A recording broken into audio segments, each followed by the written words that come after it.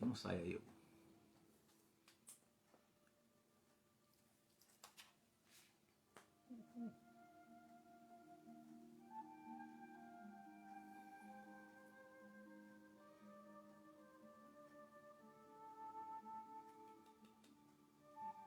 Número 1. Guilmar. Guilmar é a número 1. Guilmar. Boa noite, Guilmar. Boa noite, Delaine.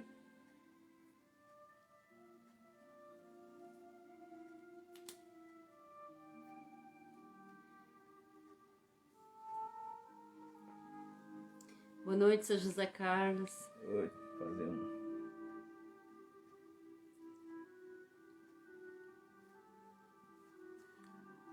exercício aqui.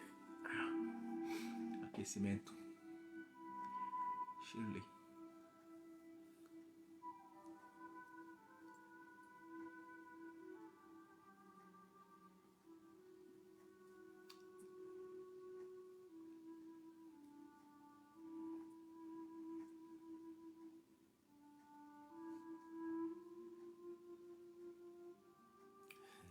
Amigos do bem, é a corrente lá do Boa Noite, é a corrente lá do Perseverança, né?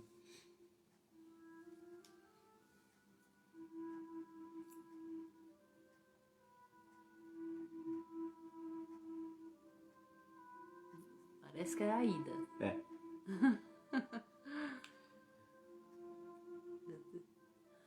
É o avatarzinho dela.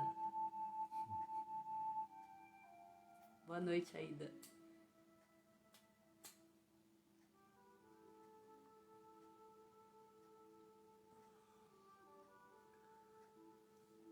Lá, lá, lá.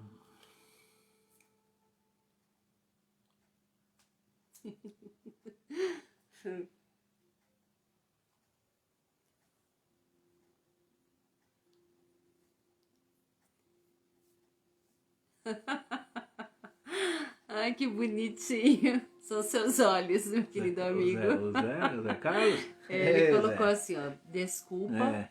eu e minha sinceridade, vocês são lindos, vamos nessa.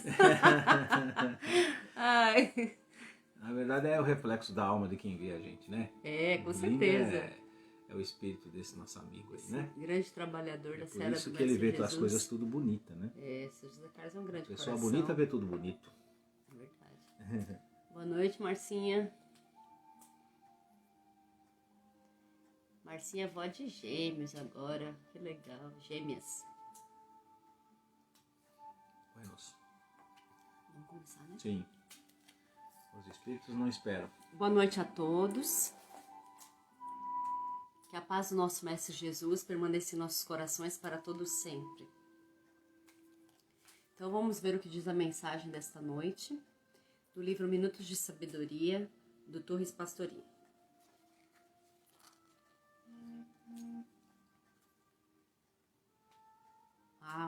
Muito obrigada, Sr. José Carlos. Deus abençoe.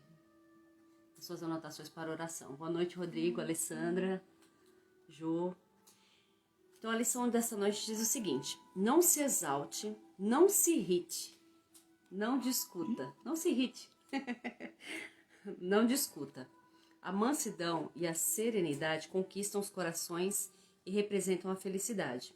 Ninguém resiste a uma pessoa calma e serena, e esta pode resistir a todos. Não há força que derrube a mansidão, e nada é empecilho para ela. Os mansos e serenos conseguem tudo o que desejam na terra, com a vantagem de jamais estragarem sua saúde tão preciosa. Que assim seja. Então pedimos a Deus e ao nosso Mestre Jesus, aos amigos do plano maior, aos nossos anjos guardiães, aqueles espíritos envolvidos em sempre nos ajudar nesse momento de aprendizagem, de reflexão, né? Pedimos que nos orientem, que permaneçam com a gente, nos auxiliando ainda esta noite, para que possamos aprender cada vez mais. E hoje o Pedro traz para nós o tema Deus Escolhe. Boa noite, Aldinei. Muito bem. Boa noite, meus amigos, meus irmãos, meus companheiros de jornada e de fé. mais uma vez nós vamos tentar aí passar uma mensagem reflexiva acerca de um tema que é recorrente desde do início da criação das formas religiosas, né? Maiormente aquela que nós seguimos o braço, um dos tentáculos, que é o cristianismo. Por que eu digo um dos tentáculos? Porque nós somos 1/3 apenas da população brasileira e mundial, né? E esse terço, que é a cristã, nós temos aí a notícia de que a maior é a muçulmana, né? A maior religião em números de adeptos, né?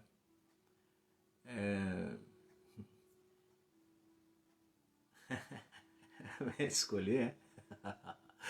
Então, o que ocorre? E ainda esse terço briga entre si, né? Eu me refiro a nós, os espíritas cristãos, ao qual nós de imediato já não entramos na briga, né? Nessa discussão sem sentido nenhum. Os nossos irmãos católicos e os protestantes ou evangélicos, né? Que divergem em alguns aspectos na prática, no exercício da fé cristã. Divergem por palavras, divergem por pontos de vista e interpretação da própria palavra descrita ali na Bíblia, né? E hoje eu resolvi colocar à baila esse tema, que seria exatamente a escolha de Deus. Que, em tese, Deus escolhe o seu povo, elege aqueles que serão, de alguma forma, beneficiados, salvos, por assim dizer. Então vamos lá. Por isso que eu coloquei em forma interrogativa também. Deus escolhe? Será que Deus escolhe? Bem, vamos nos ater à etimologia das palavras, né? Escolher, desse verbo aqui. Escolher. O que quer dizer escolher? Manifestar preferência por alguém ou algo. Então, será que Deus manifesta preferência por alguém ou algo? Bem, vamos lá. Fazer opção entre duas ou mais pessoas ou coisas. Escolher entre duas alternativas ou mais, né? Isso quer dizer, sinteticamente, escolher. Chamar. Dizer o nome de alguém, aguardando resposta, aproximação, indicação de presença. Atrair a atenção de alguém ou algo, por meio de palavras ou gestos. Chamava o amigo com assovios agudos, por exemplo. Pode parecer inócua essa observação, mas nós vamos ver no decorrer da nossa conversa, nós vamos ver que é importante sim ter sempre em mente esses dois verbos, escolher e chamar. Porque começamos aqui. Eu separei alguns tantos versículos bíblicos que sugerem a escolha de Deus. Daí essa manifestação de alguns irmãos dizendo que não, nós temos que ser o povo escolhido. O povo começa lá atrás, lembra? Nós falamos, o povo de Israel foi escolhido por Deus. E daí a derivação. E com a perpetração do evangelho no mundo, alguns acham que, por ser cristão, nós somos os escolhidos de Deus. Alguns chegam aos Testemunhos de Jeová, por exemplo, né? Que são as 12 tribos, né? Como se a gente ainda estivesse lá na época de Jesus, né? Então, o que eu quero pôr hoje? Deus escolhe quem Ele quer para o seu ministério, ou ao seu lado, ou para o céu.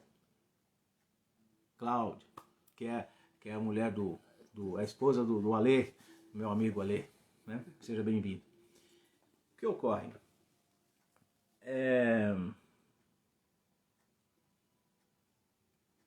Diante desses relatos bíblicos, desses versículos bíblicos, é que fez com que as pessoas crescem nisso, né? Ou seja, está na Bíblia, é a palavra de Deus. Então isso é uma verdade incontestável. Nós vamos ver que não é bem assim, né? A partir do momento que há escolha, há privilégio. Né? Então vamos lá. Vocês, eu vou ler os versículos, tá? E citar onde é que estão. Então tá aqui. Vocês, porém, são geração eleita, sacerdócio real, nação santa, povo exclusivo de Deus, para anunciar as grandezas daquele que os chamou das trevas para a sua maravilhosa luz. Isso está em primeira carta, né? O Epístola de Pedro, 2:9. Né? Pois muitos são chamados, mas poucos são escolhidos. Daí eu ter feito... Chamado. Você ter falado de chamar, né? daí eu ter feito a distinção desses dois verbos, porque só esse versículo aqui que está em Mateus 22:14 já seria motivo para uma conversa aí de mais de meia hora. Muitos são chamados, mas poucos são escolhidos. A gente um dia pode até entrar nesse mérito e explicar um pouquinho, tentar explicar um pouquinho melhor. Bendito seja o Deus e Pai do nosso Senhor Jesus Cristo, que nos abençoou com todas as bênçãos espirituais das regiões celestiais em Cristo, porque Deus nos escolheu nele antes da criação do mundo, para sermos santos e irrepreensíveis em sua presença. Isso está em Efésios 1, de 3 a 4. Pois vocês são povo consagrado ao Senhor, o seu Deus. Dentre todos os povos da face da terra, o Senhor os escolheu para serem o tesouro pessoal. Isso está em Deuteronômio 14:2. Veja que isso é Velho Testamento. Veja que isso não é da era cristã. Veja que isso é hebreu. Veja que isso é lá de trás. Quem, afinal de contas, é o povo escolhido, né? Quem é escolhido? Aqui, nessa passagem, seria aquele povo do Egito, que saiu do Egito, né? Que estava escravizado. Então, judeus e não cristãos. E os cristãos, nós cristãos, né? Ou pelo menos uma parte dos cristãos, considera sermos, então, o povo eleito, escolhido de Deus. Até aqui. Antes de formá-lo do ventre eu o escolhi. Antes de você nascer eu o separei. Eu os designei profeta às nações. Está em Jeremias 1:5. Se vocês pertencessem ao mundo, ele os amaria como se fossem dele. Todavia vocês não são do mundo, mas eu os escolhi, tirando do mundo, por isso o mundo os odeia. Está em João 15:19. Ele os chamou para isso por meio do vosso evangelho, a fim de tomarem posse da glória do Senhor Jesus Cristo. Tessalonicenses, né? 2:14, segunda epístola de Tessalonicenses. Sabemos que Deus age em todas as coisas para o bem daqueles que o amam, dos que foram chamados de acordo com o seu propósito. Está em Romanos 8:28.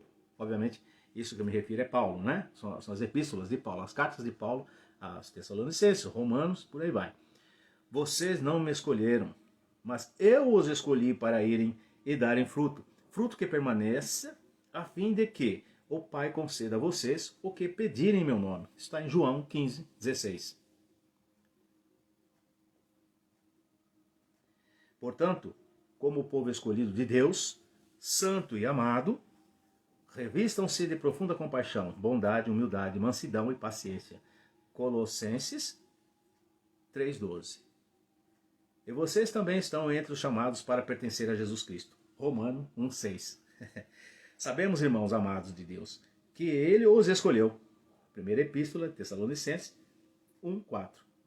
Mas nós devemos sempre dar graças a Deus por vocês, irmãos amados pelo Senhor, porque desde o princípio Deus os escolheu para serem salvos mediante a obra santificadora do Espírito e a fé de verdade. Segundo Tessalonicenses 2:13. Quem fará alguma acusação contra os escolhidos de Deus? É Deus quem os justifica. Romanos 8:33. E por aí vai.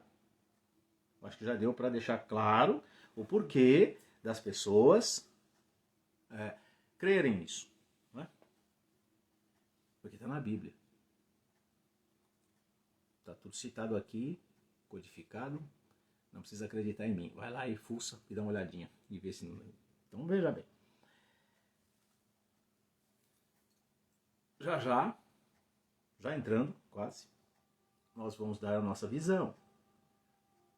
a visão raciocinada, a visão espírita, que não quer derrocar o que está escrito na Bíblia, quer apenas interpretar, quer apenas deixar claro que não há inconsistência nas palavras, que não há incoerência, principalmente do nosso Mestre Jesus. Se tivesse sido o propósito de Deus colocar Jesus na terra para escolher quem quer que seja, isso teria sido feito sem a globalização da palavra. Ele viria, pegaria algum, assim como ele escolheu, até a escolha dos 12 não foi escolha, foi identificação. Jesus, ele reconheceu os 12, ele não escolheu os 12. Porque já tinha o tratado lá atrás, lá em cima, lá na espiritualidade, né? Que Jesus chegou e reconheceu. Ah, você veio assim? Nossa, como você está feio, hein? Você veio assim? Mais ou menos assim. Né? Como eu já disse em algumas lives anteriores, o que Pedro tinha a oferecer à humanidade, a ponto dele próprio falar: Senhor, eu sou um pescador, o que queres de mim? Que queres? Né? E Jesus sabiamente respondeu: serás então pescador de alma. Porque reconheceu naquele espírito aquele que iria auxiliar, e foi um bom auxiliar. E provavelmente eles não estavam no esquecimento, né? Assim como nós. Olha, só Jesus tinha ciência, né? Só de Jesus. tudo. Porque Exatamente. Maria de Nazaré se diz que ela também pediu para ter esquecimento. Exato. Eu, algumas lives anteriores também, cheguei a mencionar essa frase que eu vou ler agora, e já, na época eu já havia a minha contestação pessoal, pelo menos, que diz o seguinte: Deus não escolhe os capacitados, capacita os escolhidos. E tem um complemento dela: depende de nossa vontade e perseverança. Essa frase, na realidade, foi dita por Albert Einstein. Veja como são as coisas, né? E você, às vezes, as vê colocadas em locais como se santificada fosse, como se na Bíblia constasse isso daí. Não existe nenhuma passagem bíblica que traga essa frase literalmente. Por isso que eu rechaço essa assertiva, que Deus não escolhe os capacitados, capacita os escolhidos, que está dentro do nosso tema aqui. Então dá a impressão de que Deus simplesmente escolhe quem Ele quer que trabalhe para a sua salvação. Primeiro que nós temos que ver o seguinte: quando a gente promove uma escolha, tem que ter um propósito. Quando você vai à feira, dona de casa, escolher os tomates, as bananas, enfim, os hortifrutis, você promove uma escolha. O que você leva em conta? Aquela que está mais bonita, mais barata no dia de hoje, né? A mais bonita, a mais consistente, aquela que não está estragadinha, enfim, a escolha. Quando nós, na figura de empresários, promovemos abertura de vaga para a nossa empresa, a gente vai fazer tem um nome bonito aí, né? Que é fazer a seleção, mas na verdade você vai escolher quem vai trabalhar com você. Você vai levar em conta idade, o currículo da pessoa, a capacidade, se está capaz, se você vai julgar se está à altura de ocupar o cargo que você está oferecendo. Enfim, a escolha tem que ter um propósito. Você promove um rol de itens necessários a cumprir a sua escolha, a satisfazer a sua escolha. E Deus faria isso? O que então seria primordial para que Deus promovesse a escolha daqueles que, de sua mão, ou de seu espírito, todos foram criados?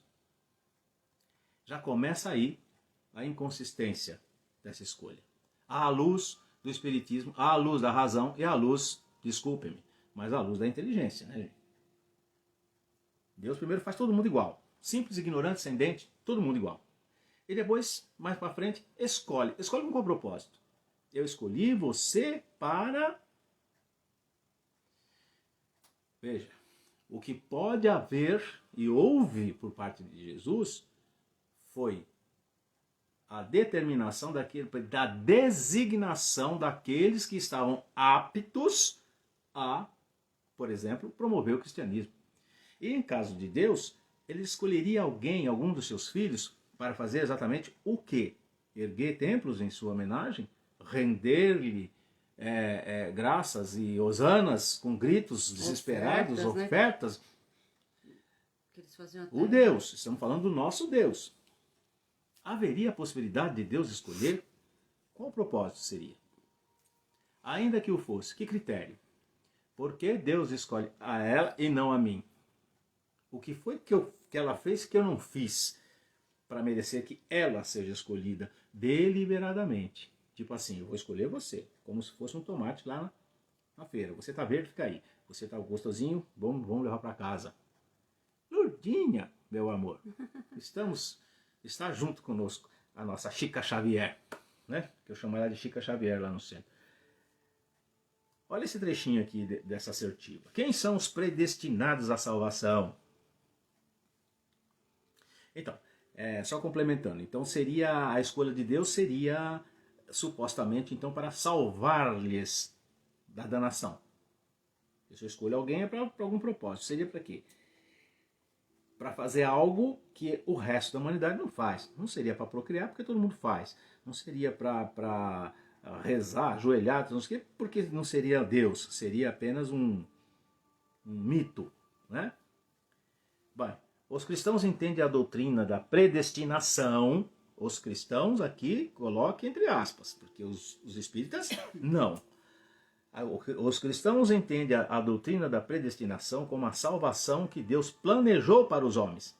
Salvar-nos do quê, exatamente? De nós mesmos, talvez. É a única coisa que eu sempre reforço. A salvação está em salvar das nossas más tendências. Então nós temos que nos salvar de nós mesmos. Isso. Não é?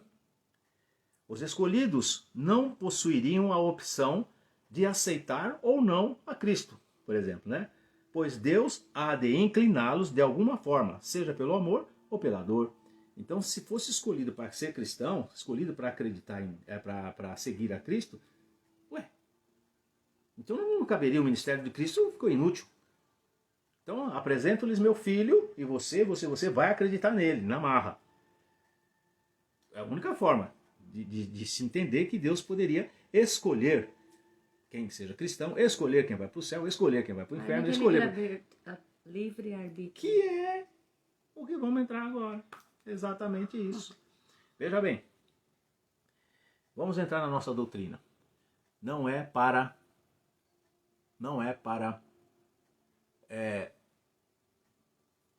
apontar o dedo, falar que eles estão totalmente errados, que são ignorantes, nada disso. É a nossa versão, é o nosso entendimento, como tudo, de toda a divergência que há entre nós, no entendimento, nós espíritas cristãos, dos nossos irmãos, outros cristãos ou não cristãos, está exatamente no entendimento daquilo que foi legado para a humanidade, universalmente.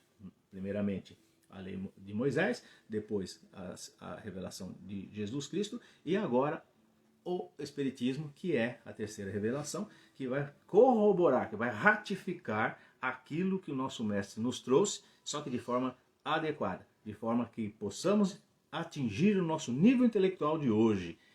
Daí Jesus ter dito lá atrás para eles, para quem os seguia, virá o Consolador prometido, que revelará, ratificará, né, no caso, o que eu disse, ele dará novas informações, porque hoje não teis a condição de entender. Chegamos agora, então, à época de ter um pouquinho mais de entendimento do que aqueles nossos outros irmãos cristãos primitivos, que, digo primitivo, é só uma questão de ser primeiro, não que eles são menores que a gente. Muito pelo contrário, muitos daqueles espíritos sequer mais precisam reencarnar devido à sua evolução, né? É que naquela época o entendimento era restrito à região, ou seja, você tinha o quê? Você tinha apenas um palmo na frente do nariz, né? As moças, bastava-lhes ser abençoadas com um casamento frutífero, o pai ficava orgulhoso e dava lá toda o dote. Aos rapazes ele tinha que ser trabalhador, no sentido de ser, nem tanto na terra, né? Era mais criação de ovelhas, essas coisas todas aí, que davam-lhe o status de riqueza.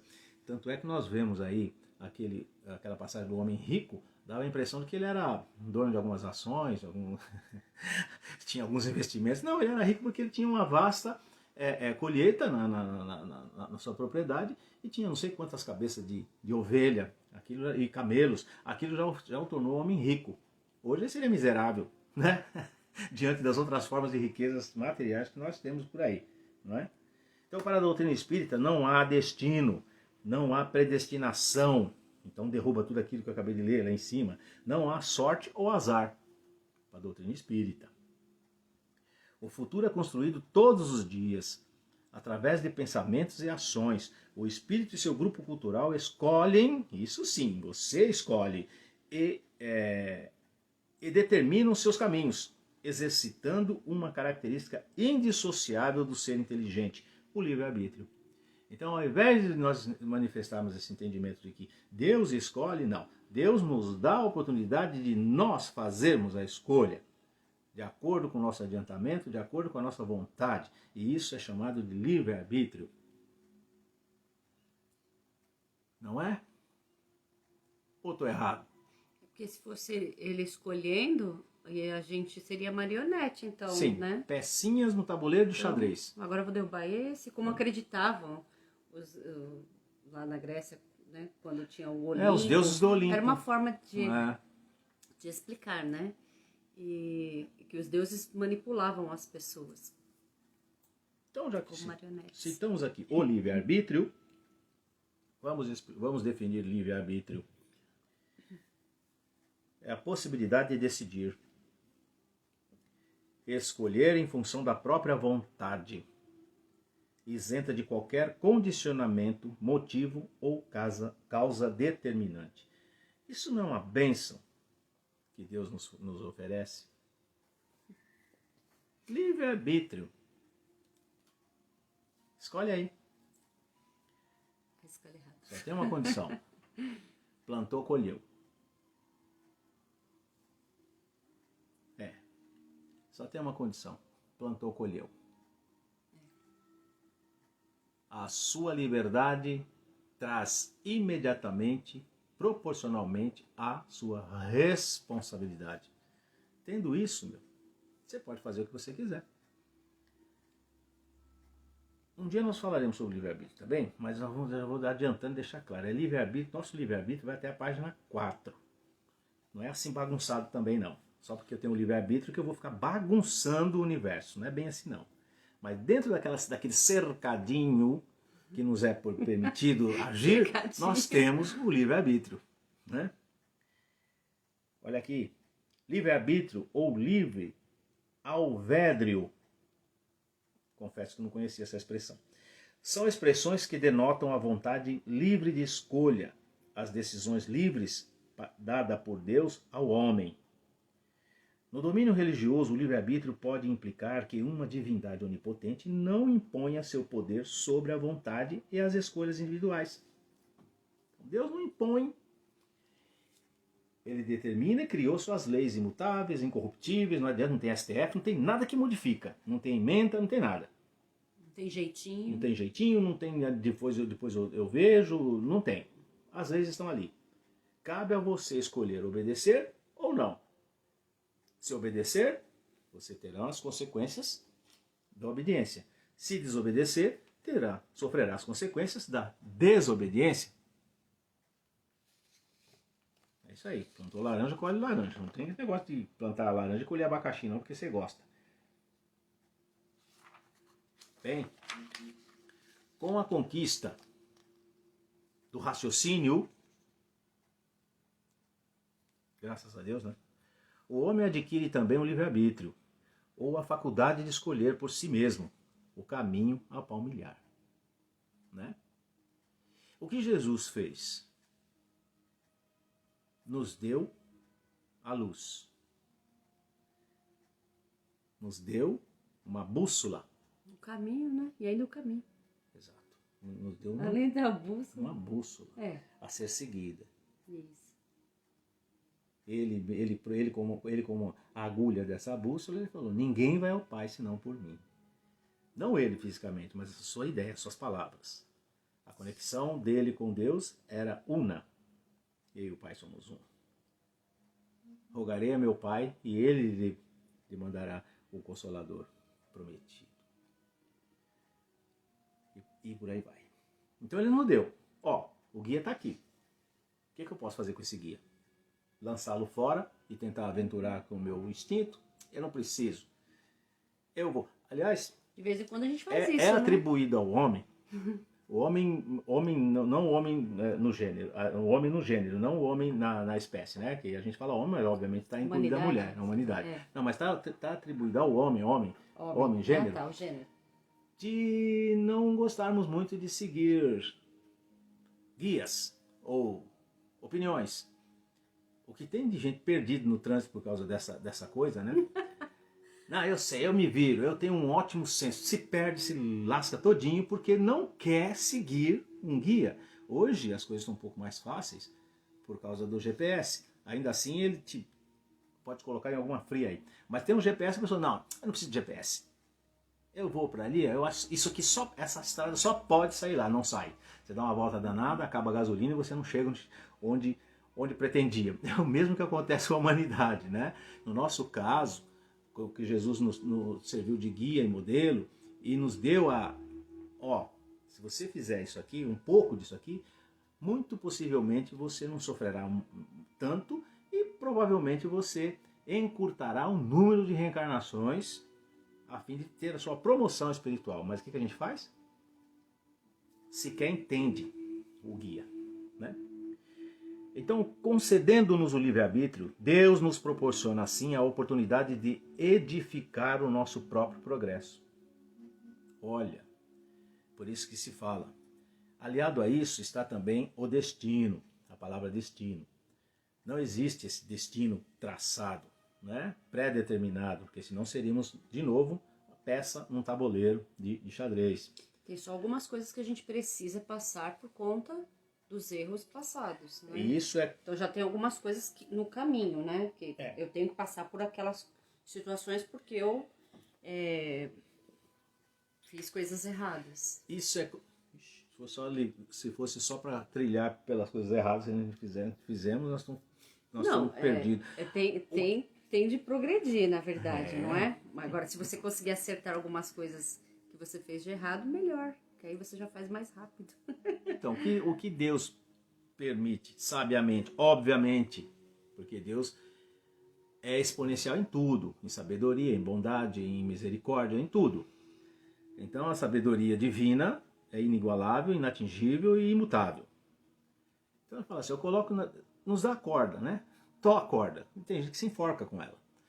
Tem gente que consegue fazer melhor uso da corda que nos é dada.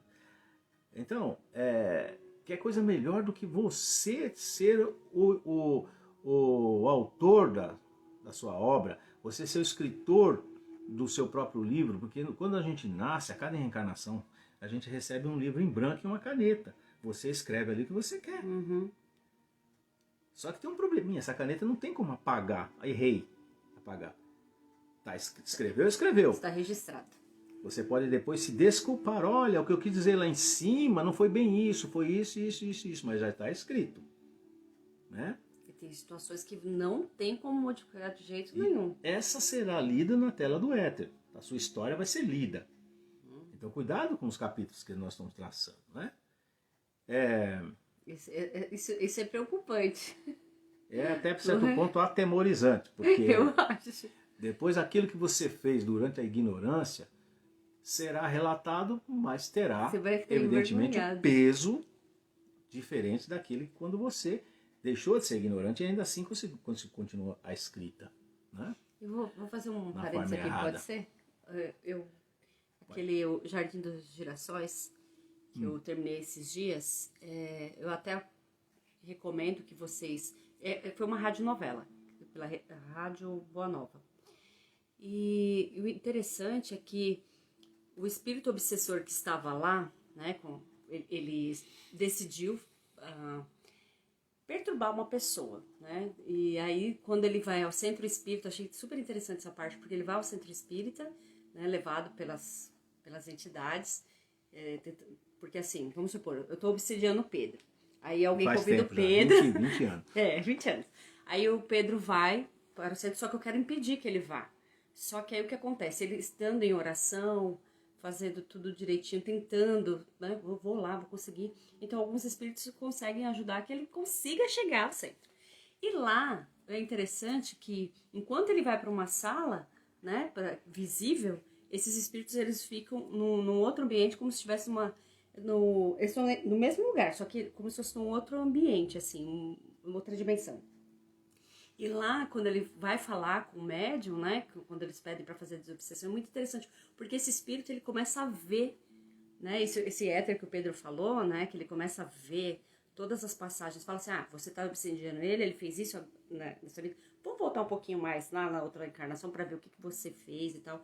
E aí a pessoa vai encontrando os porquês da vida dela, né? Esse propósito, ela percebe os erros. Então, e não é só ela que vê, os outros espíritos que estão envolvidos ali, eles acabam assistindo também.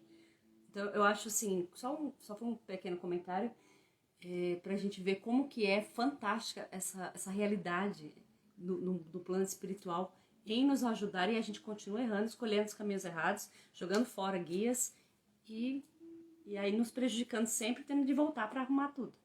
Então. Muito obrigada, era só isso. Aí nós temos, tá bom. Aí nós temos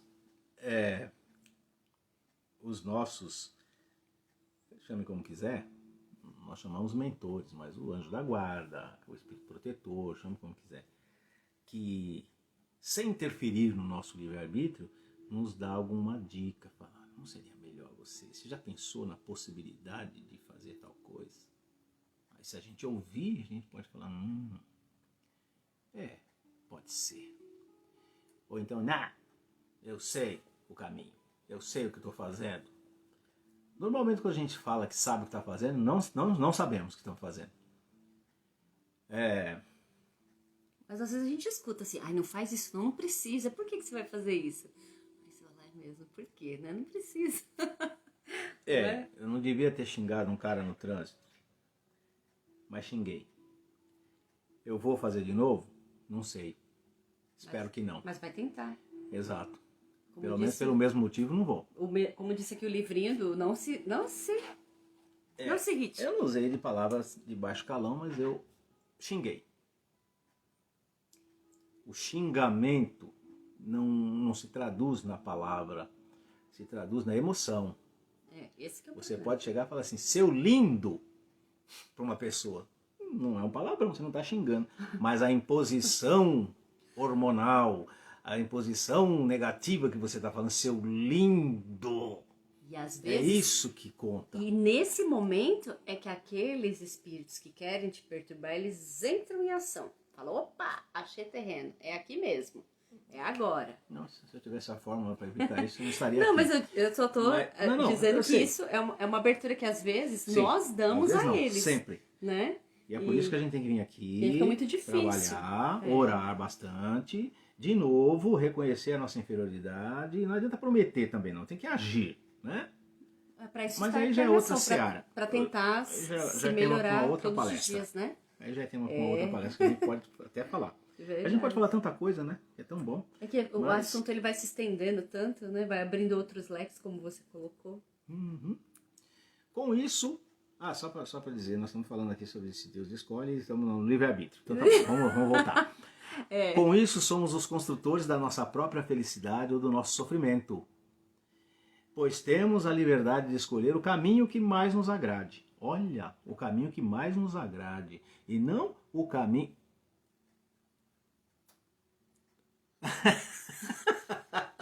eu sei disso. Foi tão carinhoso, eu sei Quando eu disso. disse agora porque eu usei a palavra lindo para expressar. Então, então veja bem, escolher o caminho que mais nos agrade, nem sempre é o caminho que nós temos que seguir. Lembra da porta estreita de Jesus, quando ele disse que A porta estreita é aquela que é mais difícil de ser seguida, e a gente prefere o quê? As portas largas, que não precisa muita força. Então, às vezes o caminho que nos agrada nem sempre, ou quase sempre, não é o que deveríamos trilhar. Né? Porque tudo exige esforço e vontade. Tudo.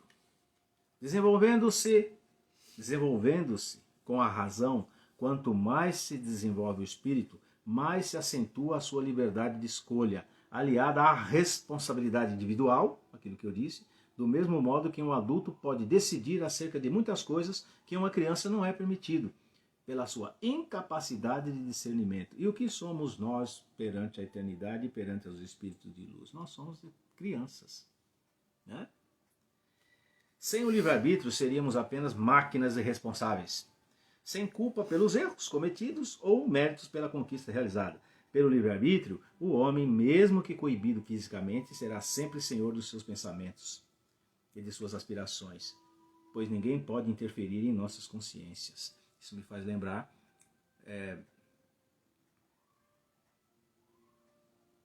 Oh, meu Deus. Lembrar?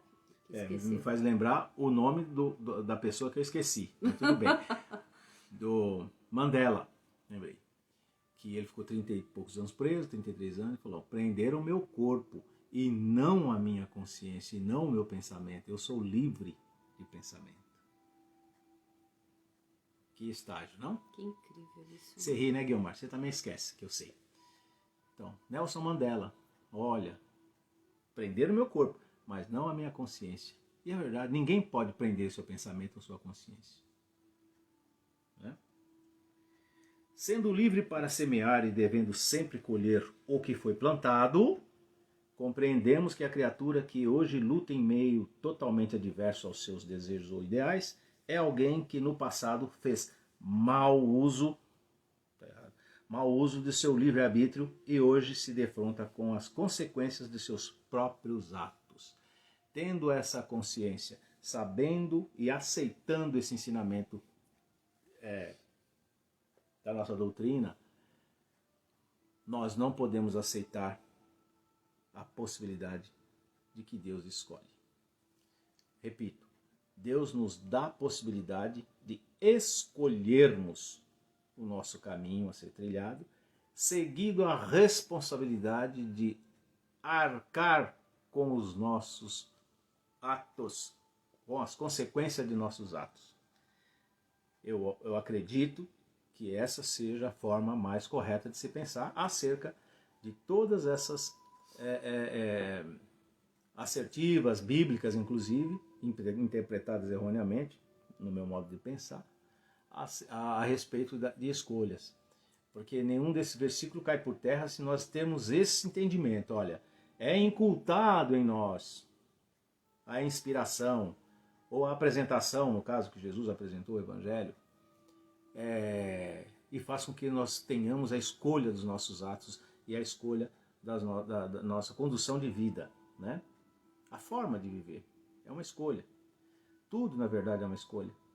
Agora, por exemplo, poderíamos ter escolhido não estar aqui. Vocês poderiam escolher não estar aqui, estar assistindo a um programa de TV, ou estar... Sair não pode, mas tudo bem. Estar fazendo uma outra coisa qualquer, não é? É questão de escolha. Qual o propósito? Olha, eu escolhi fazer isso porque eu pretendo algo, espero algo. Não é? Isso faz mais sentido dentro da definição que nós espíritas temos de Deus, né? E não ele escolher por mim. O fato da gente às vezes pensar, estarmos numa encruzilhada, quase sempre acontecemos isso, e pedir luz a Deus, não significa que Deus escolhe para mim o caminho. Não, ilumine a minha mente para que eu faça a escolha talvez menos ruim.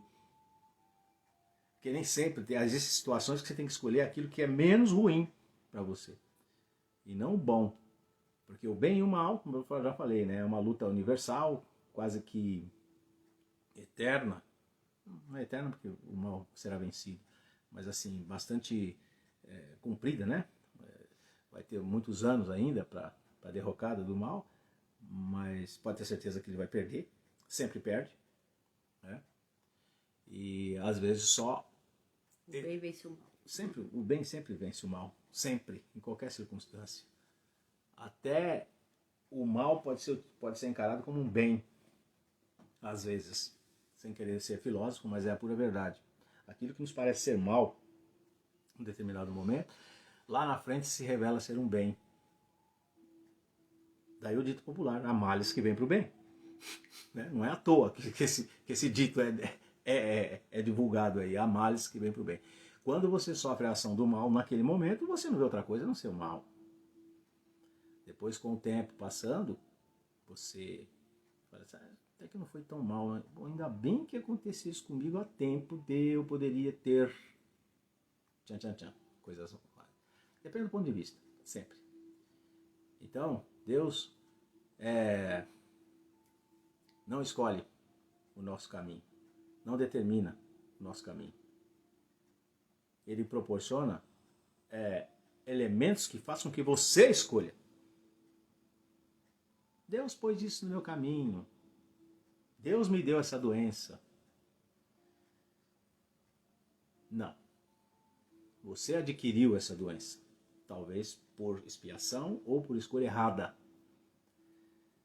Você atraiu aquela coisa para o seu caminho. Tem gente que pede marido para Deus, né? Eu quero um marido assim, ou uma mulher assim. Deus vai me dar um marido assim, põe uma mulher assim. Cabeça para baixo. Põe o coitado de Santo Antônio. Então, às vezes a gente fala, olha, eu pedi a Deus e Ele me deu. Outra coisa que eu não vejo e não concordo muito, quando você vê um automóvel, alguma coisa, assim, é presente de Deus, propriedade de Deus. Então você é ladrão, você está dirigindo um carro que não é seu, né? Quer dizer, eu sei, eu até entendo a intenção da pessoa. Fala, não, Deus, não, mas Deus proporcionou condições em minha vida e com o meu esforço eu consegui isso daqui. É graças a Deus, mas não é presente de Deus. E precisamos ser gratos a Deus por tudo, né? Mesmo as dificuldades que nós passamos, porque isso vai fazer com que cresçamos cada vez mais, não é? Falando isso, eu vi uma frase, desculpa, eu tenho que repetir porque eu achei até hilária. Estava assim, num carro qualquer. Propriedade de Deus guiado por mim. Legal. Porque na verdade tudo nada é nosso, né? Mas propriedade de Deus, coisa material. Quando a gente fica Deus tudo não tem aí. nada material, nada pode ser oferecido a Deus materialmente, sim espiritualmente, sim. Sempre. Né? O que é propriedade de Deus é o nosso espírito, nossa alma. Nós somos propriedade de Deus, guiado por nós. Pronto, não o carro. Né? Mas fica lá, entendi a intenção do rapaz lá, mas não concordo. Com certeza quis agradecer. Sabe? Assim como eu não concordo com essa frase aqui. Né? Mas eu não concordo. Muitos de vocês podem concordar. Tem um livre-arbítrio para tal. Quem sou eu para tirar alguma coisa de alguém? Não é? Inclusive sonho, inclusive vontade. É bom sonhar. É bom a gente imaginar as coisas boas, porque isso cria em nossa volta, né, condições propícias para que nós possamos ter realizado esse sonho. Como às vezes eu tenho oportunidade, eu falo, olha, aconteceu conosco, quando da compra desse móvel aqui. Eu não tinha a mínima ideia, nem dinheiro, de como eu ia fazê-lo. Comprei. Tá pago, é meu. Graças a Deus. Meu não, meu nome tá lá no negócio. Porque quando eu cair duro aqui agora, não é mais meu. É o que eu sempre falo, né? Tá emprestado.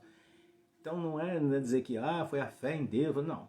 Com a mudança do nosso pensamento, ao invés de falar assim, eu nunca vou conseguir, ou então está muito difícil eu conseguir tal coisa, só mudei a faixinha. Provavelmente eu vou conseguir, nós vamos conseguir, sem a mínima convicção. Né? Mas aí vai abrindo as condições para você. Não é que ficar sentado aqui pensando, não vai dar dinheiro na minha conta, não. Mas pode te abrir a mente e fazer com que você acerte um negócio, faça alguma coisa certa, né? Isso é com tudo, tanto na parte material e principalmente espiritual.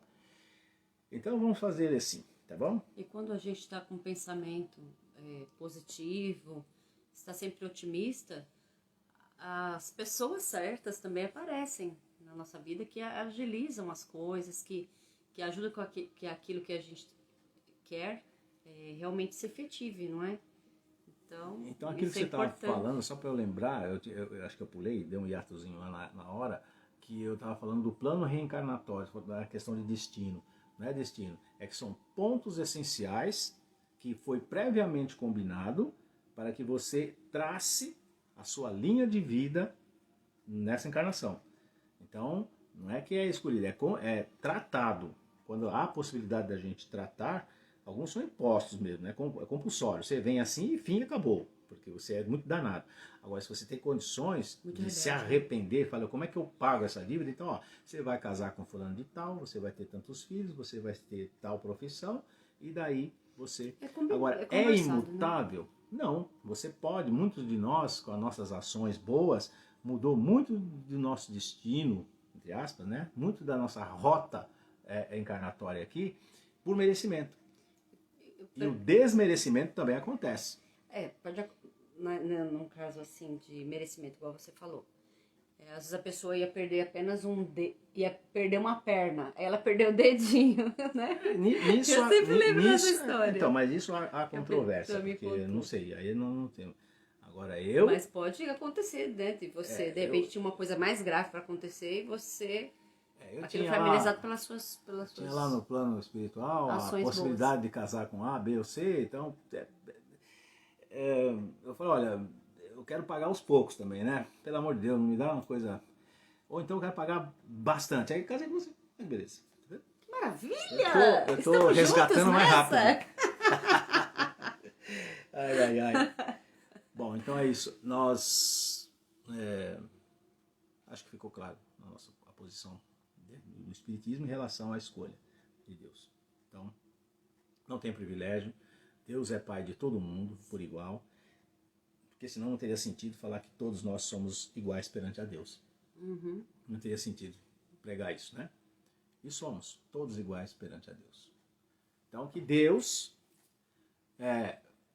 permaneça nos nossos corações e que nós possamos ter a iluminação de escolher cada vez mais, melhor, aquilo que nós entendemos como nosso plano reencarnatório, né? A nossa vidinha aqui, tá bom? Então fiquem com Deus até semana que vem, se Deus permitir que estejamos ainda reencarnados, para termos mais os nossos trabalhos executados, tá bom?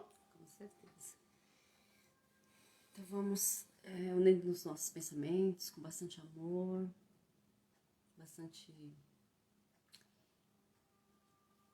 paz. E vamos enviar vibrações de muito amor, paz, saúde, proteção aos nossos irmãos que mais necessitam.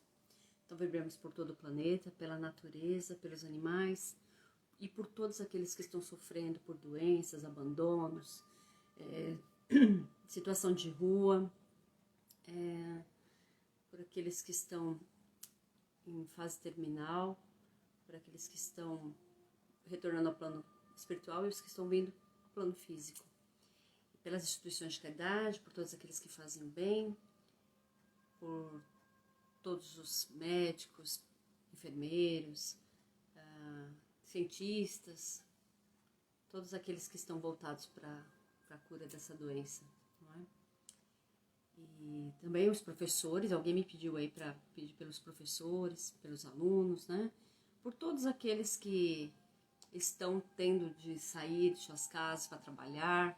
Que Deus abençoe a todos, que tenhamos uma excelente semana e que segunda-feira vocês estejam aqui com a gente para o nosso momento de vibração, de oração, orar e ação, né? A nossa corrente do bem, porque somos todos trabalhadores nesse momento.